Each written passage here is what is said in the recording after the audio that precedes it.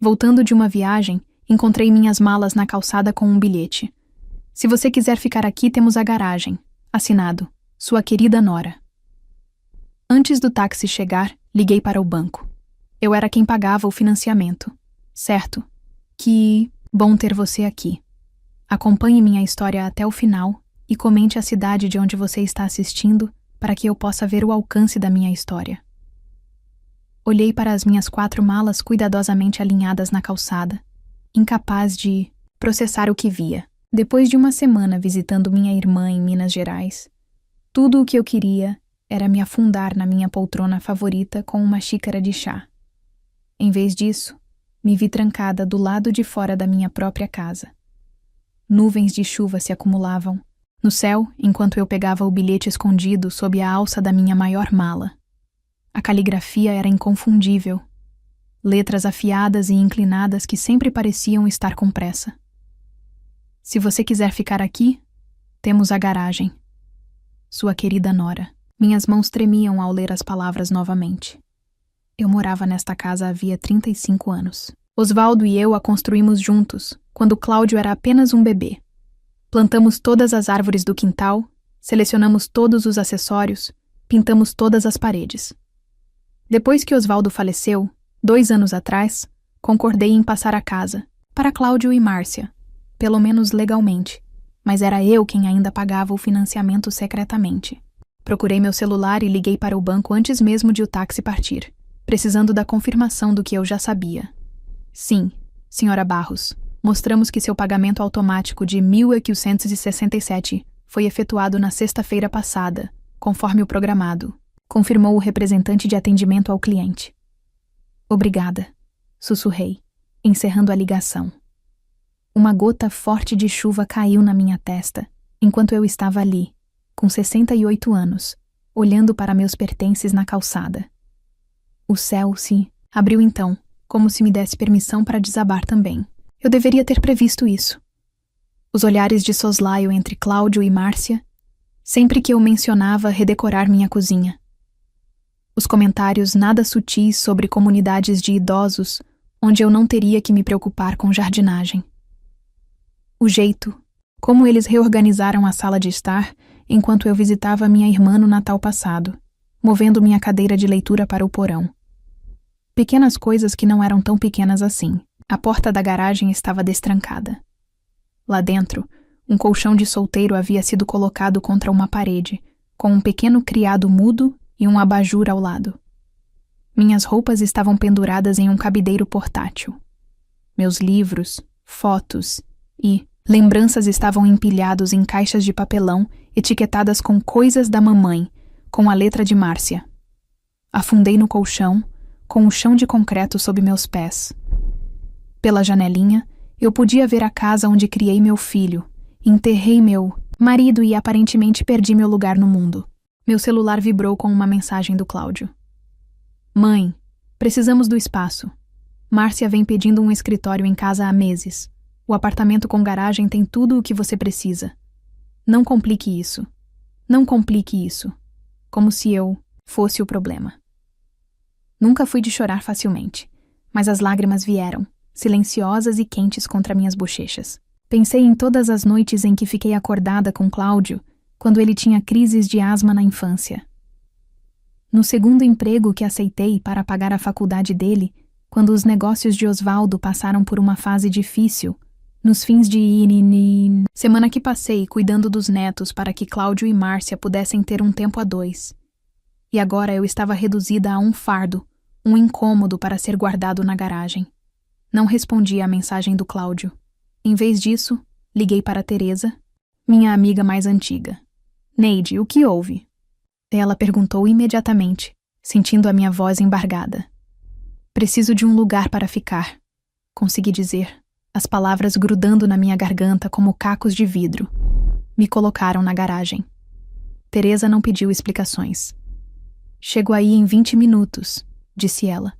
Enquanto esperava, sentada naquele colchão fino, cercada pelos restos encaixotados da minha vida, tomei uma decisão. Esta casa tinha sido meu coração por 35 anos. Eu tinha investido tudo nela. Meu amor, minhas economias, meus sonhos, e agora eles achavam que podiam simplesmente me ignorar. A porta da garagem chacoalhou enquanto a chuva se intensificava lá fora. Olhei para minhas mãos trêmulas e lentamente as fechei em punhos. Eles não tinham ideia de com quem estavam lidando. Eu não era apenas a mãe de Cláudio ou a viúva de Osvaldo. Eu era Neide Barros e estava cansada de ser invisível. O quarto de hóspedes da Teresa não era grande coisa, mas pelo menos tinha uma porta que trancava e janelas que deixavam entrar a luz do sol. Depois de 3 dias na pousada do sol, nome que parecia estranhamente apropriado para este capítulo da minha vida, eu estava grata por estar em um lugar que não cobrava por noite. Você pode ficar o tempo que precisar, insistiu Teresa, colocando uma caneca de café na minha frente. Anselmo e eu estamos chacoalhando nesta casa como 2 ervilhas em um barril desde que as crianças se mudaram. Envolvi minhas mãos em volta da caneca quentinha. Agradeço, mas isso não pode ser permanente. Preciso decidir o que fazer com a casa. Você quer dizer a sua casa? Corrigiu Teresa, estreitando os olhos. Aquela que você ainda está pagando? Teresa era minha amiga há mais de 30 anos. Ela conhecia Osvaldo, viu Cláudio crescer, esteve presente nos bons e maus momentos. E ao contrário do meu próprio filho, ela se lembrava de quem eu era antes de me tornar invisível. Eu fico pensando em quando tudo começou a mudar, eu disse, olhando para o meu café. Depois que Osvaldo morreu, pensei que dar a casa para Cláudio e Márcia os ajudaria. Eles tinham acabado de receber a Lívia. O dinheiro estava curto e eles se aproveitaram, concluiu Teresa. As lembranças vieram à tona como hematomas que eu vinha evitando pressionar. 6 meses após o funeral, Márcia começou a reorganizar a casa, alegando que precisava de uma reforma. Minhas sugestões foram descartadas. Meus pertences migraram para os armários, depois para o porão e, por fim, para os compartimentos de armazenamento. Sabe o que a Márcia disse quando eu me opus a ela jogar fora o equipamento de pesca do Osvaldo? Precisamos seguir em frente, não viver em um museu. Como se a memória do meu marido fosse apenas um entulho a ser limpo, Teresa estendeu o braço sobre a mesa e apertou a minha mão. E o Cláudio? Com certeza ele te defendeu. Eu ri. Um som pouco que surpreendeu até a mim. Cláudio disse que eu estava sendo difícil, que precisava me adaptar ao novo normal. O novo normal dele aparentemente significava esquecer o pai e deixar a mãe de lado. O controle tinha sido tão gradual que eu mal percebia. Primeiro eles tomaram conta da cozinha, criticando minha comida. Depois, vieram as reclamações sobre meus programas de TV estarem muito altos, meus amigos me visitando com muita frequência, minha jardinagem ocupando muito do quintal deles.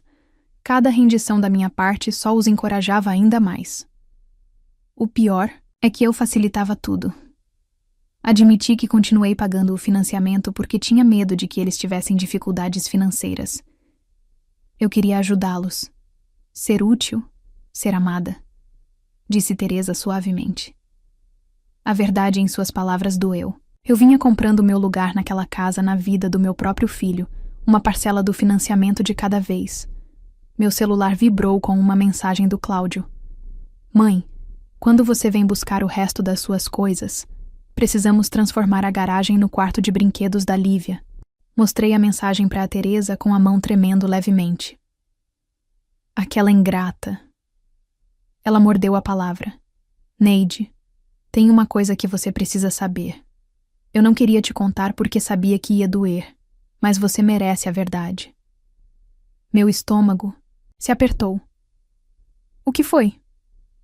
No mês passado, no Clube do Livro, Márcia estava lá. Ela tinha tomado algumas taças de vinho e começou a falar sobre os planos deles. Eles estão colocando a casa à venda, Neide. Eles querem comprar aquela construção nova em Colinas do IP.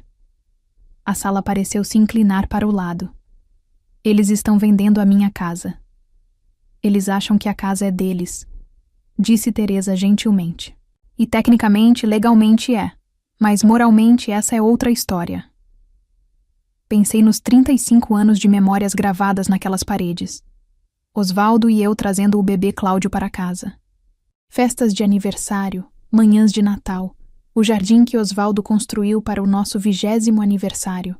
Os últimos suspiros do meu marido em nosso quarto, cercados pela vida que havíamos criado juntos, e eles iam vender tudo para estranhos, sem pensar 2 vezes. O que eu vou fazer? Sussurrei. Os olhos de Teresa endureceram com determinação. Primeiro, você vai parar de pagar o financiamento deles. Vamos ver o quão rápido os planos deles mudam quando o banco começar a ligar. Mas, e quanto ao meu crédito? Segundo, ela continuou, você vai falar com o meu sobrinho, Érico Brandão. Ele é advogado especializado em direitos dos idosos. Tem que haver algum recurso legal aqui. Eu não sou idosa, protestei fracamente. Teresa arqueou uma sobrancelha. Você tem idade suficiente para ser tratada com respeito, o que não é. O que está acontecendo aqui? Ela estava certa.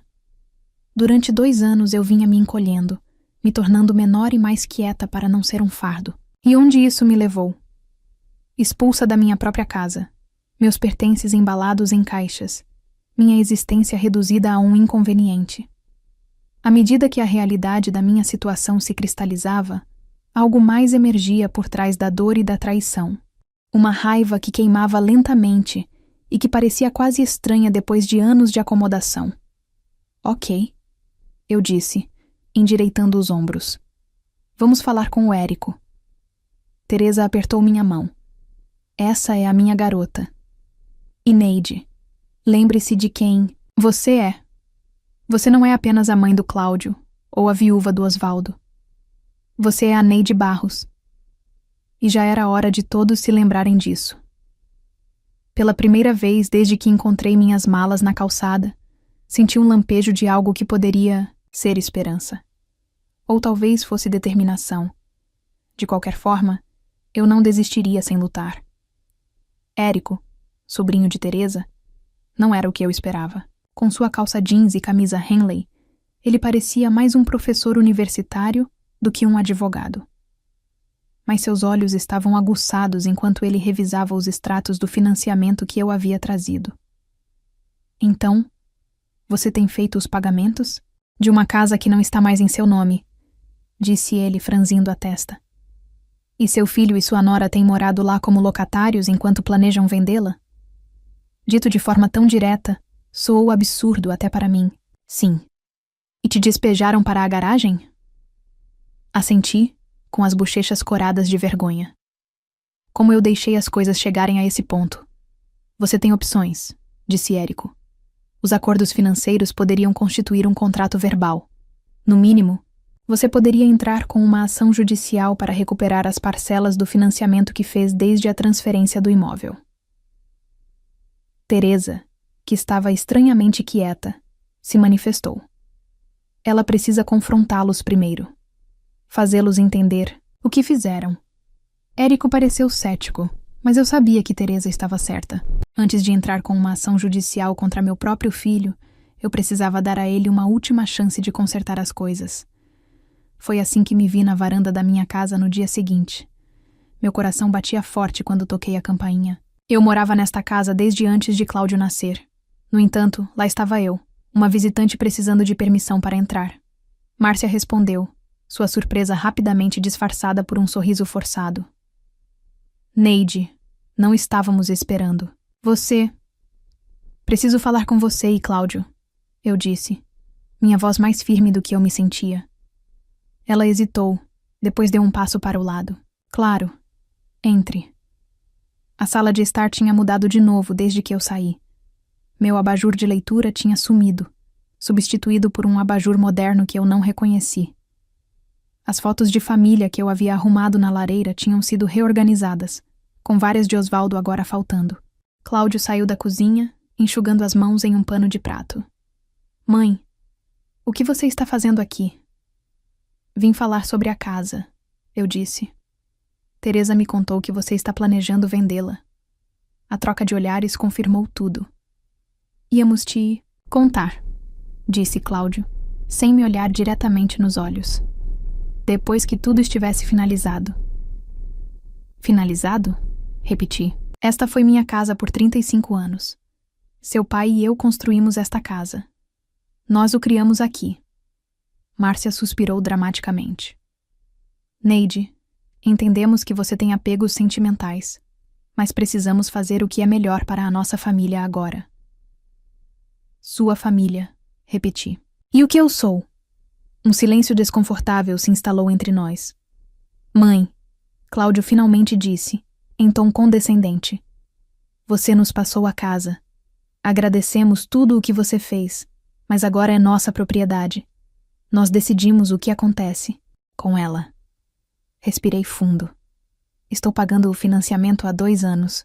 Todo mês, R$ 1.867 da minha conta para manter um teto sobre vocês. Outro olhar entre eles. Eles sabiam. Essa foi sua escolha, disse Márcia, friamente. Nunca pedimos para você fazer isso. Minhas mãos começaram a tremer. Fiz isso para te ajudar, porque é isso que a família faz, e somos gratos, Cláudio disse, embora seu tom sugerisse tudo menos isso. Mas isso não muda a situação legal. A casa é nossa. Então, meus 35 anos aqui, meu apoio financeiro, meu papel nesta família, nada disso importa. Cláudio deu de ombros, parecendo desconfortável, mas impassível. Mãe, você está tornando isso mais dramático do que precisa ser. Podemos te ajudar a encontrar um bom apartamento para idosos. Eu não preciso de um bom apartamento para idosos, retruquei. Preciso que meu filho demonstre um pingo de decência e respeito. Márcia deu um passo à frente, com um sorriso forçado. Neide, acho que você está ficando emotiva. Talvez devêssemos continuar essa conversa em outra ocasião. Foi então que eu soube de verdade que não havia mais jeito.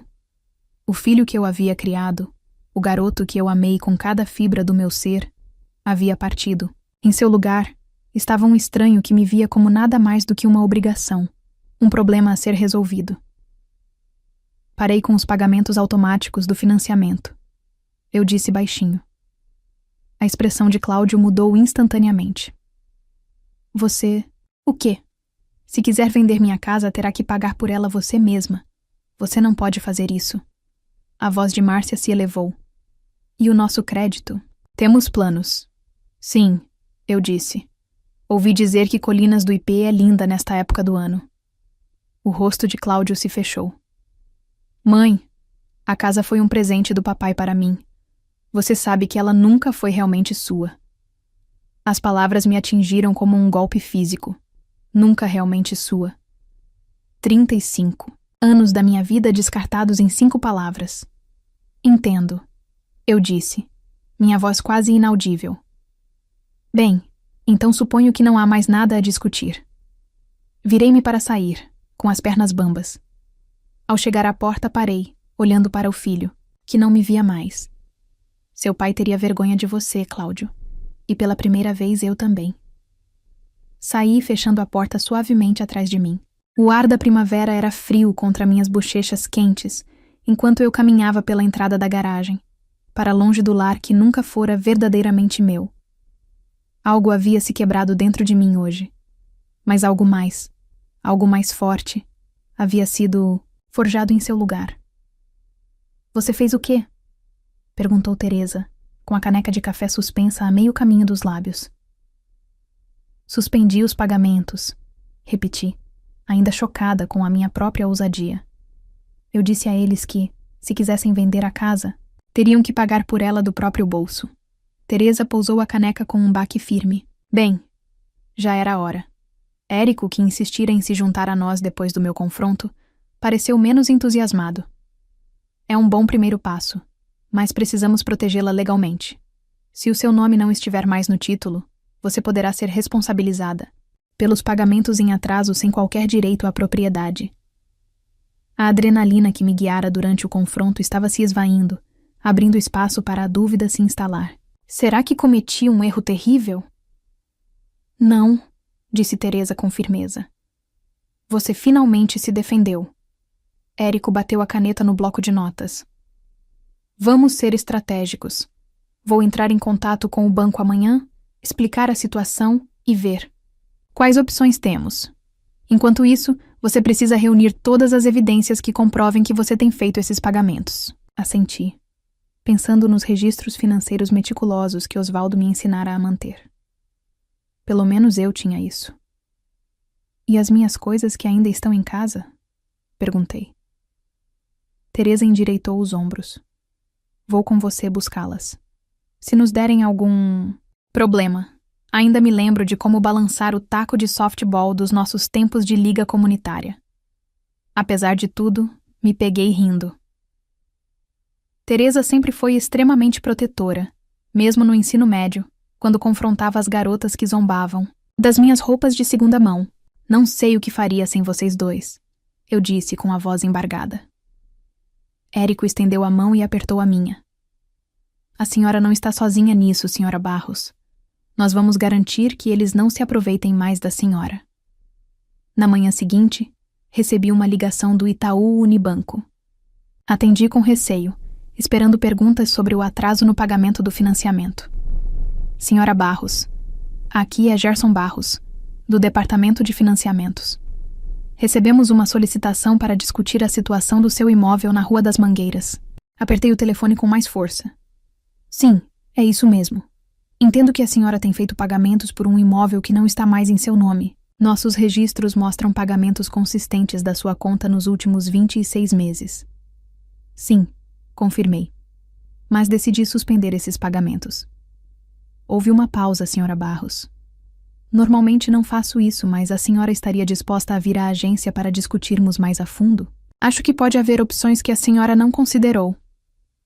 2 horas depois, sentei-me em frente ao Gerson, um homem de rosto gentil, mais ou menos da idade do meu filho, enquanto ele explicava algo chamado de escala equitativa. Basicamente, ao pagar consistentemente o financiamento de um imóvel do qual você não obtém nenhum benefício, você pode ter estabelecido um interesse no imóvel mesmo sem estar registrado no título. A esperança pulsava em meu peito. O que isso significa exatamente? Significa que você poderia potencialmente penhorar o imóvel pelo valor que contribuiu. Eles não conseguiriam vendê-lo sem resolver essa penhora. Pela primeira vez desde que encontrei minhas malas na calçada, senti um vislumbre de controle retornando. Tem mais uma coisa, disse Gerson, abaixando um pouco a voz.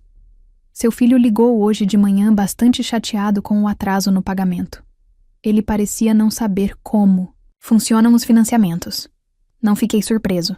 Cláudio sempre confiou em outras pessoas para lidar com os aspectos práticos da vida. Primeiro Osvaldo e eu, agora a Márcia. E aparentemente minhas prestações mensais. O que você disse a ele? Que pagamentos atrasados afetam a pontuação de crédito e podem levar a processos de execução de financiamento. Gerson disse que ele não reagiu bem. Como se estivesse em que, meu celular vibrou com uma mensagem do Cláudio. Mãe, precisamos conversar sobre o financiamento o mais rápido possível. Mostrei a mensagem ao Gerson. O que a senhora gostaria de fazer, senhora Barros? Ele perguntou. Era uma pergunta tão simples. Mas ninguém me fazia isso há anos. O que eu queria? Não apenas em relação à casa, mas à minha vida. Pensei no confronto com Cláudio e Márcia, na indiferença com que dispensaram minhas contribuições, na suposição de que eu continuaria a financiar os sonhos deles enquanto estava relegada à garagem. Quero o que é meu por direito, disse, eu, surpreendendo-me com a firmeza da minha voz. Gerson assentiu, com respeito evidente na expressão. Então vamos fazer isso acontecer. Naquela tarde, munida de informações de Gerson e aconselhamento jurídico de Érico, dei mais um passo inesperado na minha nova vida. Candidatei-me a um emprego. A placa de Procura-se Emprego na vitrine do café da Dalva chamou minha atenção, enquanto eu caminhava de volta para a casa da Teresa. Você quer servir mesas? Perguntou Teresa, arqueando as sobrancelhas quando contei. Fui garçonete durante toda a faculdade, lembrei a ela. E preciso da minha própria renda, da minha própria vida. Não posso ficar escondida no seu quarto de hóspedes para sempre. Teresa refletiu sobre isso. Bem, o Dalvas Café tem mesmo a melhor torta da cidade. 2 dias depois, eu tinha meu primeiro turno. Meus pés doíam e minhas costas gritavam no final. Mas as gorjetas no meu bolso eram minhas, ganhas com minhas. Próprias mãos. A simples satisfação disso era algo que eu não sentia há anos. Quando voltei para a casa da Teresa, exausta, mas estranhamente revigorada, havia 6 chamadas perdidas do Cláudio no meu celular. Ouvi a primeira mensagem de voz. Mãe, o banco ligou para falar do financiamento. Mencionaram algo sobre uma dívida. O que você está fazendo? Me ligue de volta imediatamente. Apaguei sem ouvir as outras. Pela primeira vez, Cláudio teria que esperar pela minha conveniência. Não o contrário. Teresa me trouxe uma taça de vinho e sentou-se ao meu lado no balanço da varanda. Como está? Perguntou ela baixinho. Pensei na pergunta, observando o pôr do sol pintar o céu em tons de rosa e dourado. Parece que finalmente estou acordando, eu disse. Como se eu estivesse sonâmbula desde que Osvaldo morreu. E agora? Agora você é a Neide de novo. Teresa terminou por mim. Assenti, erguendo meu copo em um pequeno brinde a Neide Barros. É um prazer finalmente conhecê-la. Depois de 3 semanas trabalhando no Dalvas Café, eu havia me estabelecido em uma rotina surpreendentemente confortável. Minhas gorjetas eram modestas, mas constantes, e o trabalho físico mantinha minha mente ocupada. Mais importante, eu tinha um propósito novamente, um lugar para estar. Pessoas que dependiam de mim, uma vida que era inteiramente minha. É por isso que a visão de Cláudio parado sem jeito ao lado da recepcionista me arrepiou. Mãe, disse ele com a voz mais suave que eu já ouvira em anos. Podemos conversar? Dalva, a dona, cruzou meu olhar atrás do balcão. Leve 15 se precisar, Neide. Assenti e levei Cláudio para uma mesa de canto, longe dos meus clientes habituais, que tinham se tornado quase amigos. Você está diferente, disse ele me observando. Alisei meu avental. Estou diferente. Cláudio se remexeu, desconfortável. Mãe, sobre a casa. Não vou discutir isso aqui. Interrompi. Se foi por isso que você veio, está perdendo tempo. Por favor, disse ele com um tom de desespero na voz. Márcia e eu estamos em apuros. O banco ligou para falar sobre uma dívida e nosso score de crédito está caindo por causa dos pagamentos atrasados. Observei meu filho, seu relógio caro, seu cabelo cuidadosamente penteado, o aroma sutil de colônia que provavelmente custava mais do que eu ganhava em um dia no Dalvas Café. Tudo nele gritava direito e conforto, uma vida amortecida por outros sacrifícios. O que você quer de mim, Cláudio? Ele se inclinou para a frente. Precisamos que você levante a dívida e retome os pagamentos só até conseguirmos vender a casa. A audácia quase me fez rir. E o que eu ganho em troca? Nós garantiremos que você seja bem cuidada, disse ele, como se estivesse fazendo uma grande gentileza. Tem uma comunidade de idosos muito legal em Residential Boa Esperança. Pare, eu disse levantando a mão. Não estou interessada em ser cuidada. Eu cuido de mim e de você há anos. Mãe, seja razoável. Você não pode continuar trabalhando aqui. Ele gesticulou para o café, dispensando-o.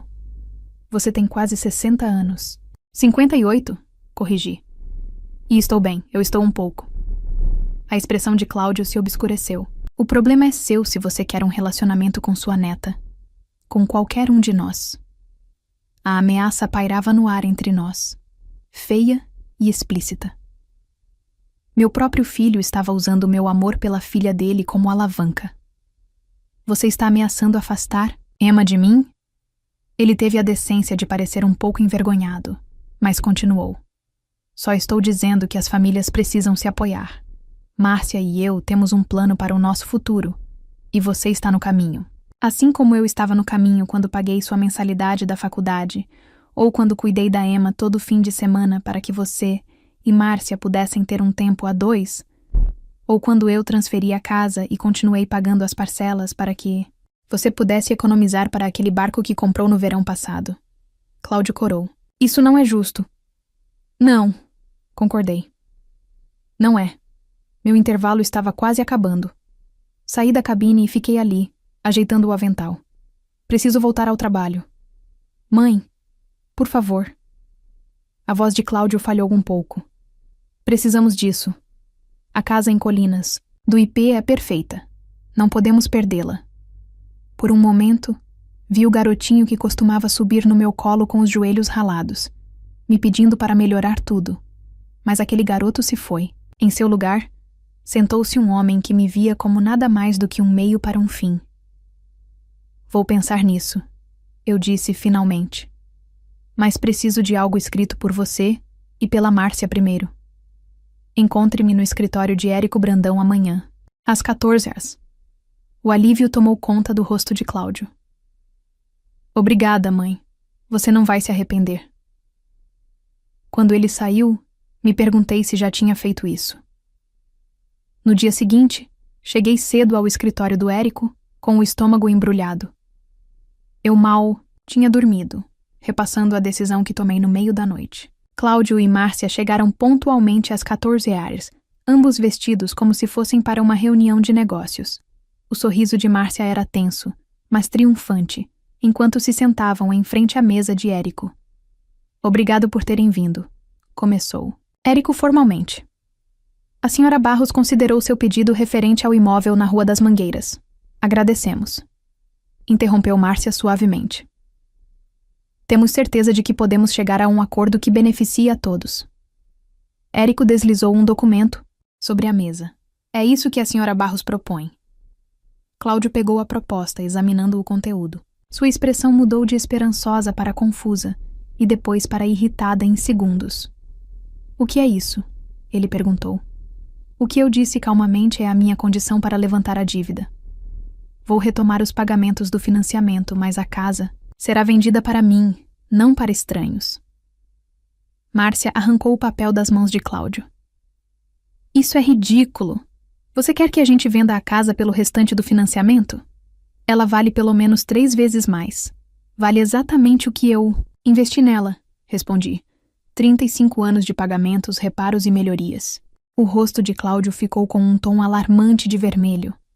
Você não pode fazer isso. A casa é legalmente nossa. Com uma inclinação contra ela, Érico apontou, o que complica significativamente qualquer potencial venda.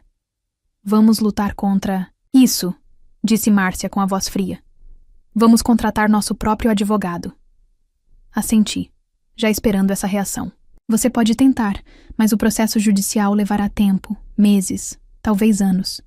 Seu crédito continuará caindo, e aquela casa dos sonhos em Colinas do IP irá para outra pessoa. A verdade disso se tornou evidente. Cláudio e Márcia tinham se excedido, contando com uma venda rápida da minha casa para financiar a reforma. Você planejou isso o tempo todo, acusou Cláudio, com a voz quase um sussurro. Desde o momento em que te mudamos para a garagem. Não, respondi baixinho. Simplesmente parei de me deixar usar. Márcia se levantou abruptamente. Precisamos discutir isso em particular.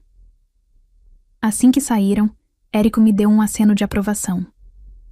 A senhora está fazendo a coisa certa, senhora Barros. Eu não tinha tanta certeza. O olhar de traição nos olhos de Cláudio me assombrava. Será que eu tinha me tornado tão calculista e fria quanto eles? Antes que eu pudesse pensar mais nisso, a porta do escritório se abriu. Cláudio e Márcia retornaram, com os rostos sérios, mas resignados. Aceitamos sua oferta, disse Cláudio, rigidamente.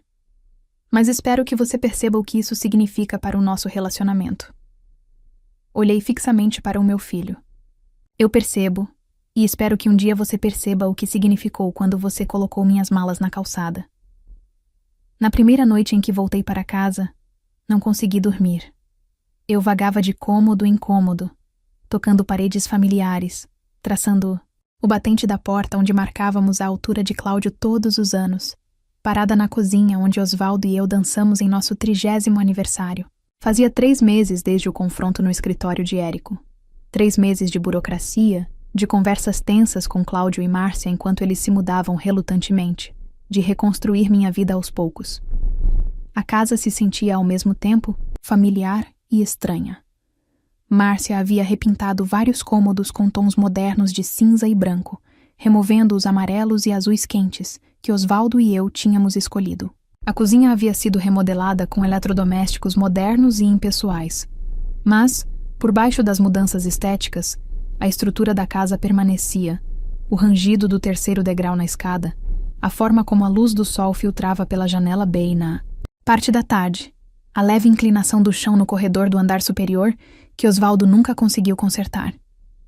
Eu estava no quarto principal, agora vazio de móveis, exceto pela cama que eu trouxe do quarto de hóspedes de Teresa. Este quarto onde Osvaldo e eu compartilhamos nossas vidas, onde ele deu seu último suspiro, parecia de alguma forma sagrado. Estou em casa, sussurrei, como se ele pudesse me ouvir. O silêncio que respondeu não era solitário, apenas tranquilo. Pela primeira vez em anos, eu estava exatamente onde pertencia. A campainha tocou na manhã seguinte, enquanto eu desempacotava minha modesta coleção de pratos. Eu abri a porta e encontrei Teresa segurando uma panela de sopa e uma garrafa de vinho. "Presentinho de casa nova", anunciou, passando por mim em direção à cozinha. Embora eu suponha que seja na verdade um retorno ao lar. Eu ri, seguindo-a. Na verdade, parece as duas coisas. Teresa colocou suas ofertas sobre o balcão e virou-se para observar a cozinha. Meu Deus, o que aquela mulher fez com seus lindos armários de carvalho? Ela disse, observando as novas pinturas em cinza e os puxadores substituídos por algo chamado níquel escovado. Eu disse que o carvalho é P. Teresa riu. Sabe o que é P? Jogar sua sogra na rua. Nós duas rimos, embora a dor por trás do humor ainda fosse crua. Você tem notícias deles? Teresa perguntou enquanto me ajudava a desempacotar.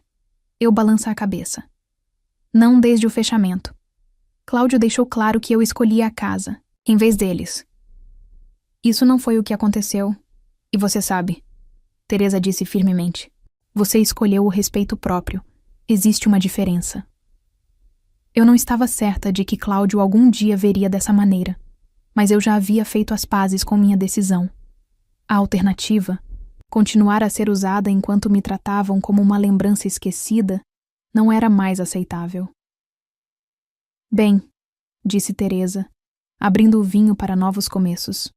Nós brindamos e eu senti uma onda de gratidão por essa mulher que esteve ao meu lado, quando minha própria família não esteve. As semanas seguintes trouxeram um ritmo constante para os meus dias. Manhãs no Dalvas Café, tardes gastas restaurando lentamente a casa para algo que parecesse meu novamente. Eu não tinha dinheiro para substituir todas as atualizações modernas de Márcia, mas podia adicionar toques que devolviam o calor. Almofadas coloridas, fotos de família voltando à lareira. O equipamento de pesca de Osvaldo pendia orgulhosamente na toca. Numa manhã de sábado, eu estava plantando bulbos de tulipas no jardim da frente, quando um carro conhecido parou na entrada da garagem. Meu coração disparou quando Cláudio saiu, parecendo inseguro. Ele ficou parado, sem jeito, na beira do jardim. As flores estão lindas, eu disse, assentindo, sem confiar na minha voz. Papai sempre amou tulipas. Continuou ele, olhando ao redor do quintal. Lembro-me dele plantando-as todo outono. Tirei a terra das mãos dele. O que te traz aqui, Cláudio? Ele se remexeu, incomodado. Nós, não compramos a casa em Colinas do IP. Não fiquei surpreso. O crédito deles provavelmente estava muito prejudicado pelas parcelas atrasadas do financiamento. Sinto muito ouvir isso, eu disse, falando sério apesar de tudo. Cláudio olhou para os sapatos. Mocassins caros agora acumulando poeira no jardim. Encontramos um apartamento. É pequeno, mas está nos ensinando alguma perspectiva, eu acho. Esperei, sentindo que havia mais. Márcia está grávida de novo, ele disse finalmente. O bebê nasce em janeiro. Parabéns, eu disse suavemente, me perguntando se a notícia era para me magoar, para me lembrar do que eu estaria perdendo. Cláudio me olhou nos olhos pela primeira vez. Lívia pergunta por você. Ela não entende por que não visitamos mais a vovó. Uma dor aguda e doce percorreu meu coração. Eu sentia muita falta da minha neta. Ela é bem-vinda aqui a qualquer hora, eu disse. Você também é. Cláudio assentiu. Depois hesitou.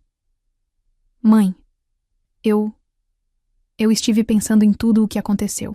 Prendi a respiração, sem ousar esperar por uma compreensão real. Não estou dizendo que lidamos bem com as coisas, continuou ele, escolhendo as palavras com cuidado. Mas você escolheu uma casa em vez da sua família. Não sei se consigo perdoar isso. Minha esperança momentânea se desfez. Eu não escolhi uma casa, Cláudio, eu disse baixinho. Eu escolhi não ser apagada. Há uma diferença. Ele franziu a testa, claramente discordando. Enfim, achei que você deveria saber sobre o bebê, e talvez Lívia pudesse vir visitá-la às vezes, se estiver tudo bem. Não foi um pedido de desculpas, nem de perto. Mas foi uma pequena abertura, uma pequena rachadura na parede entre nós. Eu gostaria disso, eu disse. Depois que Cláudio foi embora, sentei-me no balanço da varanda, processando o encontro. O relacionamento com meu filho estava danificado, talvez irreparavelmente. Ele ainda não conseguia ver o quão profundamente havia me magoado, o quão fundamentalmente havia traído minha confiança. Mas ele tinha vindo hoje, tinha estendido a mão, ainda que de forma inadequada. Foi um começo, não um fim. Naquela noite, Teresa e seu marido, Anselmo, vieram junto com Dalva do café, e Érico e sua esposa. Sentamos no meu quintal, o mesmo onde eu havia organizado a festa de formatura de Cláudio no ensino médio, onde Osvaldo e eu havíamos comemorado aniversários, onde a vida se desenrolava em toda a sua glória caótica. À medida que o crepúsculo se aproximava, a conversa fluía facilmente entre aquelas pessoas que se tornaram minha família escolhida, e eu senti uma profunda sensação de paz me invadir. Um brinde, declarou Teresa, erguendo seu copo. A Neide Barros, que nos lembra a todos que nunca é tarde demais para retomar a vida. Todos brindaram, sorrindo calorosamente para mim. Mais tarde, quando as estrelas surgiram no céu claro de verão, sentei-me sozinha na varanda, ouvindo os riachos familiares e o tamanho da minha casa. Pensei em Osvaldo, na vida que construímos, no filho que criamos, que de alguma forma se perdeu. Pensei na mulher que me tornei nos últimos meses. Mais forte, mais determinada, sem querer ser diminuída pela conveniência de ninguém. A casa. Ao meu redor não era apenas paredes e um teto. Era um testemunho de sobrevivência, de resiliência, do poder silencioso e incontrolável de uma mulher que finalmente aprendera a se colocar em primeiro lugar. Eu estava em casa. Não apenas nesta casa, mas na minha própria vida. E pela primeira vez em anos, aquela vida se estendia diante de mim, cheia de possibilidades que eram inteiramente minhas.